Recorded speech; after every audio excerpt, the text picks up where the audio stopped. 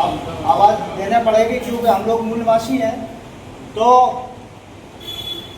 बाबा साहब का, मेरे साथियों, आज आप सभी लोगों का सम्मान है और मैं कहना चाहूँगा, मूल निवासियों, तुम्हारा ये आन बान सम्मान ना होता, मेरे भारत के मूल निवासियों, तुम्हारा ये आन बान और सम्मान ना हो पाता, नहीं मिल पाती है खुशियाँ इस वतन में यदि बाबा साहब का बनाया संविधान ना होता। तालियां। दूसरी मुख्य बात यह है कि इस उजड़े हुए चमन को खिलाया है बाबा भीम ने, सोई हुई कौम को जगाया है बाबा भीम ने, नहीं मिल पाती खुशियां इस वतन में, ज्ञान का प्रकाश देकर जगाया है तुम्हें बाबा भीम ने। और मैं कहना चाहूंगा, बाबा साहब ने जब मेडिकल स्पीच पार्लियामेंट में दी थी तो उन्होंने यही कहा था, बहुत बढ़िया सर ने, यहाँ महान भाव बैठे हुए हैं हमारे मूलवासी, तो उनका जो शब्द है कितना महत्वपूर्ण है। उन्होंने लिखा है BS4, यानी कि भारतीय संविधान, सम्मान, सुरक्षा और संवर्धन, सब चीजें समाहित है हमारे संविधान में। संविधान की प्रस्तावना को मैं यहाँ अंकित करना चाहूंगा कि जैसा कि बाबा साहब ने लिखा था कि वी द पीपुल, हम भारत को लोग, भारत को संपूर्ण प्रभुत्व संपन्न, समाजवादी, पंथनिरपेक्ष, लोकतांत्रिक गणराज्य बनाने के लिए तथा समस्त नागरिकों में सामाजिक, आर्थिक, राजनीतिक न्याय, तीनों तरह का न्याय, विचार, व्यक्ति, विश्वास, धर्म और उपासना की स्वतंत्रता, प्रतिष्ठा और अवसर की समता दिलाने के लिए तथा राष्ट्र की एकता, अखंडता को सुनिश्चित करने वाली बद्धता को बढ़ाने के लिए दृढ़ संकल्प होकर आज 26 नवंबर 1949 स्मृति मार्ग शुक्ला सप्तमी विक्रमी 2006 को अपने देश के संविधान को अंगीकृत, अधिनियमित और आत्मनिर्भर करते हैं। साथियों, आजादी के बाद हम इसी रास्ते पर चल रहे होते तो आज हम सुख समृद्ध विकसित राष्ट्र में रह रहे होते। हमारे सामने जो भी तकलीफें हैं, परेशानियां, मुश्किलें, हम सब इसके जिम्मेदार हैं। जैसा देश चल रहा है वैसा ही चाहिए तो कोई बात नहीं, लेकिन हमारे महापुरुषों के सपनों का भारत चाहिए तो हमें कुछ करना होगा, उनके संविधान में करना होगा, बाबा साहब के सम्मान में करना होगा। कहते हैं कि वो दौलत ही क्या मिलेगी बादशाहों के खजाने में जो हमने पाई है बाबा साहब के सामने सर झुकाने में।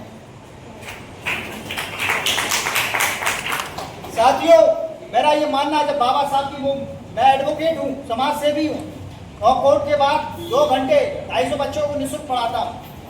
मैं चाहता हूँ कि उनको ऐसी एजुकेशन प्रोवाइड की जाए देश में। सबसे पहले become the good citizen of this country, हमें एक देश का अच्छा नागरिक बनना है।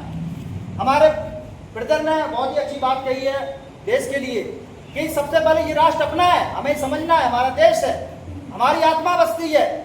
बाबा साहब ने कहा था मेडिकल स्पीच में पार्लियामेंट में, मैं कोट करना चाहूंगा इंग्लिश में, कि I feel this constitution is workable, it is flexible, it is strong enough the country hold both peace time and war time.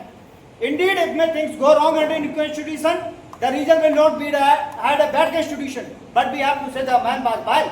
ये संविधान जो आप लोगों को सौंप रहा हूँ, ये प्रत्यक्ष में व्यवहार लाने योग्य है, ये लचीला है, चाहे शांति के दिनों में इस्तेमाल करो या युद्ध काल में, ये दोनों स्थितियों में प्रयोग रखने के लिए प्रभावी और सक्षम है। यदि उसका सही अनुसरण नहीं हुआ तो यही कहना होगा कि गलती संविधान की नहीं, इंसानों में बसे अवगुणों की है।